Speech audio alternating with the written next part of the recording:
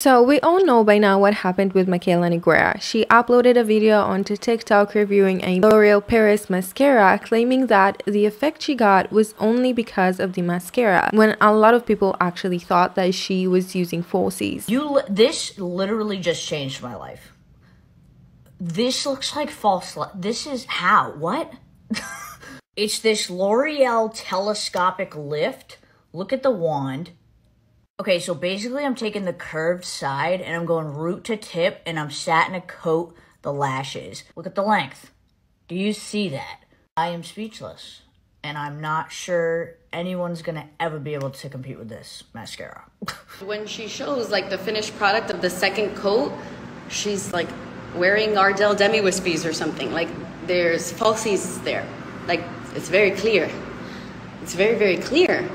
But she's saying that they're not falsies, it's just the mascara. This was one of the biggest dramas that we've had in the beauty community for a long time. Everybody in the beauty community had something to say, and Jeffree Star even came back and came for Mikayla after what happened, saying that she's lying to her audience and that he is here to give actual real reviews. So allegedly, the telescopic lift L'Oreal mascara is the best mascara in the world, and no brand may ever be able to compete with it.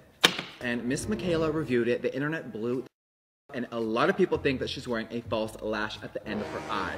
You couldn't pay me $1 million to say this. You can't pay me anything because I make my own money, my own dollar, I'm independent, and there's nothing wrong with taking sponsorships. Let me just start off by saying that. Get your coin, get your hustle. But Mikayla, you set the tone now. I used to set the tone on YouTube. When I said something did not work, the internet knew I was telling the truth. So when people are distrusting you, you gotta understand why. After an entire week of being completely silenced, Mikayla came back to TikTok. And what she posted on there is the craziest thing that I've seen in a long time. I'm sure we all know why we've all gathered here today.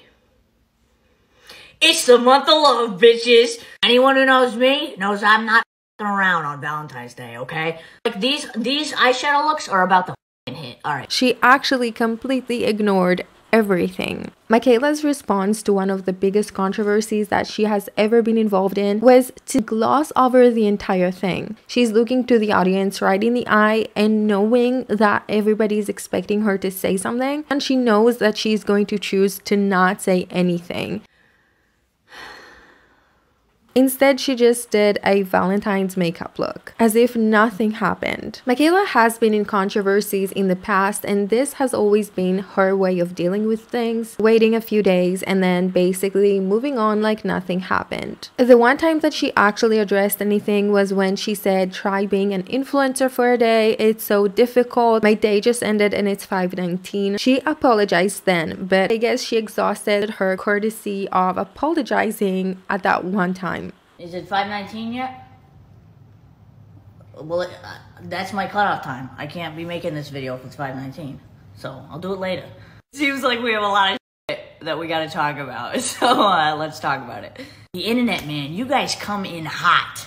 I gotta tell you, that was intense. But I want to start this off by saying just the biggest fucking thank you that I can give. I deleted that video and I apologized because it was wrong of me. But everyone has bad days. I'm not gonna fucking cookie cutter it and act like I'm perfect because I'm not. Sometimes I up, and that was an absolute up.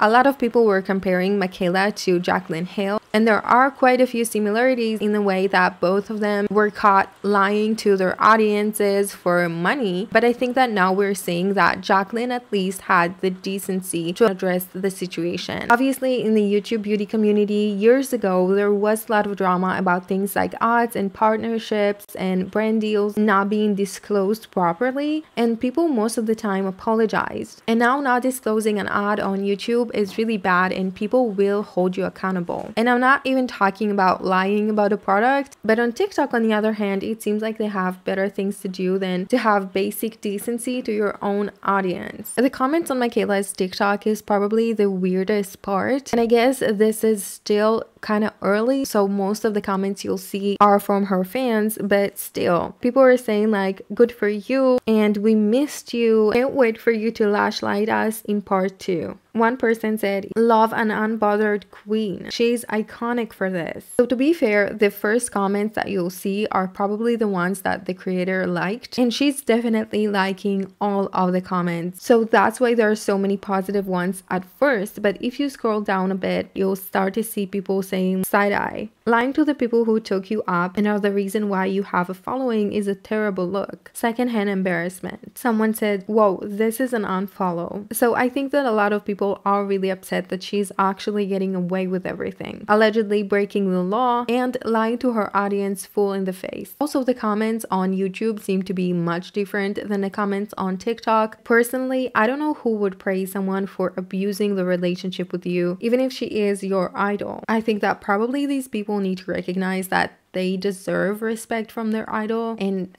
I don't think that lying is respect. What Mikayla did, first of all, is a slap on the face to her fans, the people who watch her TikTok videos and the people who buy her recommendations. And the fact that her own fans are there first to say that she's an unbothered queen for not addressing the situation seems to me like she's getting away with abusing the relationship and the trust that she has with her fans. The other day, a video was uploaded to a YouTube account named Mikayla Makeup. In that video, Mikayla is doing a summer closing haul. This was posted 1 day ago, and when it was first uploaded, people thought that this is her comeback, and a lot of people were saying that she's trying to test the water to see how people are reacting. And in the comments of that video, people were actually really supportive and saying that they're so glad to have her back and that it doesn't matter. Mikayla has denied that this is her YouTube account, but it actually has her Instagram account linked, and it has the same ad as her Twitter account,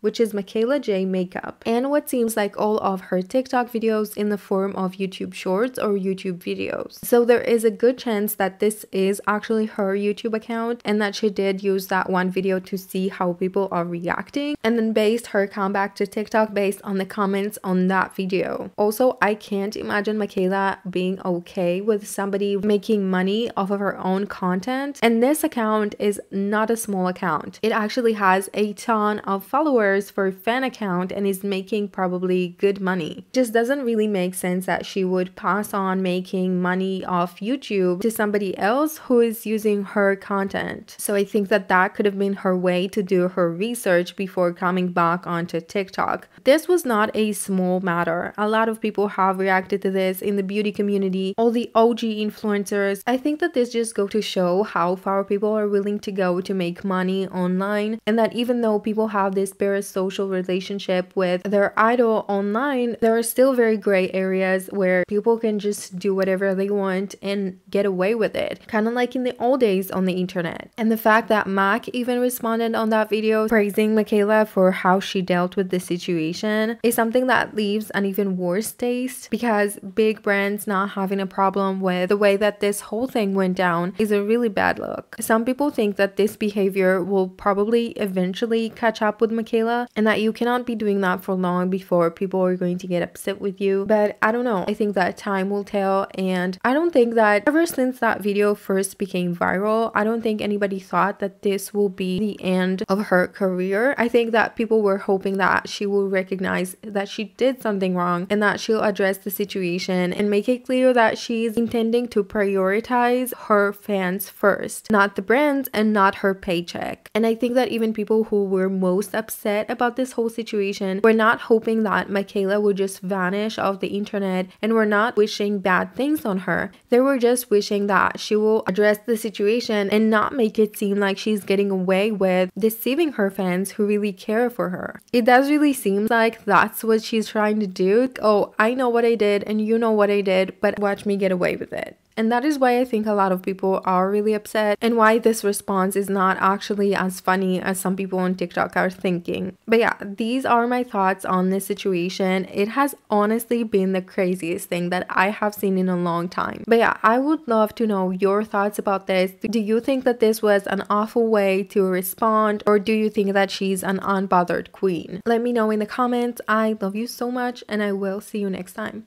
Bye guys.